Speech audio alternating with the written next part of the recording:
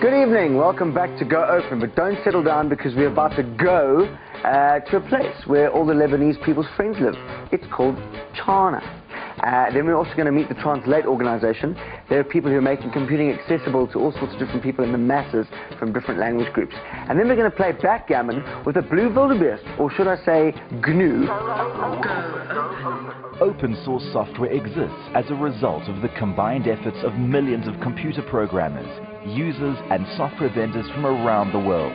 They share their intellectual property freely, and they believe that software should cost nothing and should enrich the lives of users. Open source software is the alternative and biggest challenger to closed source or proprietary software. It generally costs a user nothing. It can be distributed freely to anyone. Download it, use it, modify it, and give it away. It's a whole new world.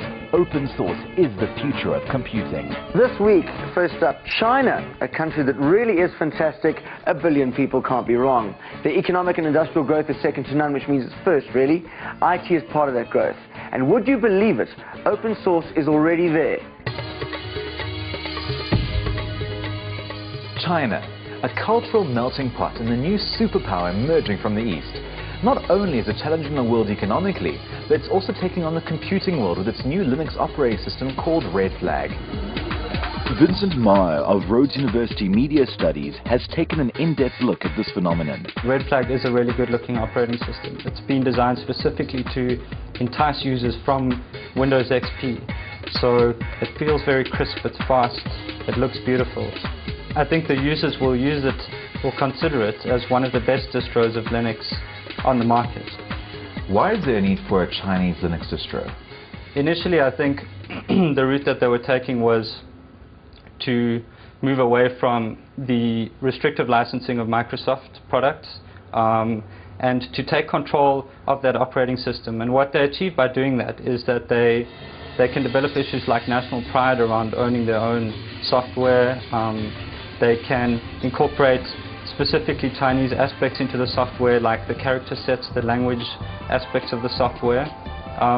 And there are certain probably specific requirements that Chinese software users would have, which are not necessarily common to Western users. To what extent is the Chinese government currently using open source? Within Chinese government, the servers are all Linux. I mean, that is sort of by government decree. According to Vincent, American software companies have traditionally not paid attention to the rest of the world's development needs until now. But with China having such a large market share and taking control of their own software development, there may be a shift from east to west. You may find that those kind of movements from China into the Western world will come through their development partners. Companies like Oracle, like Hewlett-Packard will begin to migrate more of these products outwards.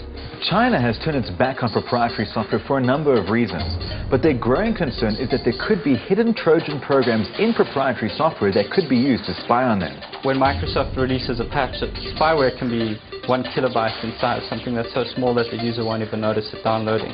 So let's say that, you know, today they show them the source. The source may not be the same in a couple of weeks' time. So through China developing their own distro, they can have a larger control over what information is being sent through. They currently control the way that the information flows on the internet. They cannot control, for instance, if they widely use Microsoft operating systems, they cannot control the code and the way that that operating system works on the desktop. To undertake a mission to actually control and manage the desktop environment is something that probably is even beyond their reach in terms of their physical capacity. On the flip side, what's stopping the Chinese government embedding their own spyware? There is really nothing stopping them. I guess it's a matter of where they want to go with this thing. If they want to use it as a tool of control, they probably could. And they have no qualms about controlling the mass media, television, radio. So one would think that it would be vaguely on their agenda to look into that kind of control. as it is at the moment, they have massive filters on what kind of internet content you could access. An awareness of Asian solidarity is sweeping the region. Recently, Singapore's Ministry of Defense switched 20,000 personal computers to use open source software. With the release of AsianX, the first version was released quite recently, and they've moved ahead the schedule for the second version of the release. And that's a system developed jointly by Red Flag in China, by Hansoft in South Korea, and by Miracle Linux in Japan. With the world's most populous nation using open source, Linux devotees say there's no stopping world domination. It could threaten the existing software conglomerates and set new standards for the rest of the world. It will threaten them because the alternative is a free version of what at some point will become an equally competitive and capable software application. So the choice between paying for something and getting it for free is an easy one to make. The free and open source operating system Linux is getting more and more well known. But what isn't known is that it was a collaborative effort of hundreds and hundreds of people who worked without pay to make it what it is today. Anyway, I'm sure you'd like to meet one of the men responsible for a large part of the work on the kernel. First of all, Alan, let's go into your history a bit. You were heavily involved in the development of the Linux kernel since its early days. Exactly what was your involvement in that? Initially, I was involved with the games industry, and I had a multiplayer game I was writing. I needed something more stable than Windows to run it on. And so I sort of accidentally ended up trying to run it on Linux very early on. Linux wasn't good enough, so I started fixing bugs, improving Linux, making it do the things I wanted. And eventually I got hired by Red Hat, and I now work full-time professionally on the Linux operating system. What exactly is Red Hat in terms of Linux? If you look on the internet, there are millions and millions of pieces of software of variable quality. They don't always work together. So a lot of our job is putting these pieces together in a package people can use. To an average man, what can Linux do for them? It can give them an environment they are in control of. So, for example, large companies have looked, for example, in South Africa, at things like Zulu and said, oh, there's not enough money in this to justify translation. With open source software like OpenOffice, people have actually been able to go out there and say, we don't care if a large American company thinks I need Zulu on my desktop. I can have Zulu on my desktop. Do you find support with regards to the open source world to be on a number of levels compared to proprietary software support? It's on a very wide variety of levels.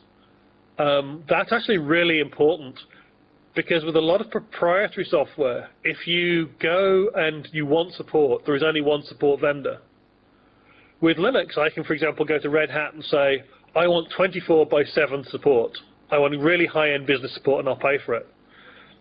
At the same time, I can also go down the road to the university, find an undergraduate and say, can you fix this bug for me? It's really annoying and our vendor isn't interested.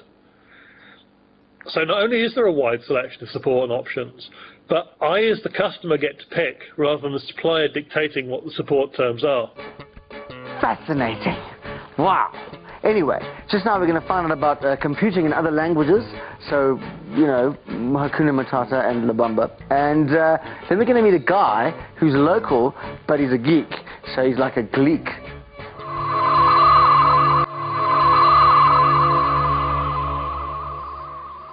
Imagine when you switched on your computer, it spoke a foreign language. So instead of going, hello, I'm Bob the computer, it went, mahala ha. Well, that's how most Africans feel when they switch on a computer, because it only speaks English. Everything should be translated for people who don't. For example, a Khoisan computer could go, and that's a double click. To promote computer literacy in a country where there is a high rate of illiteracy seems like wanting to run before you can walk. Yet for those who are semi-literate, a computer can open up worlds of communication and productivity.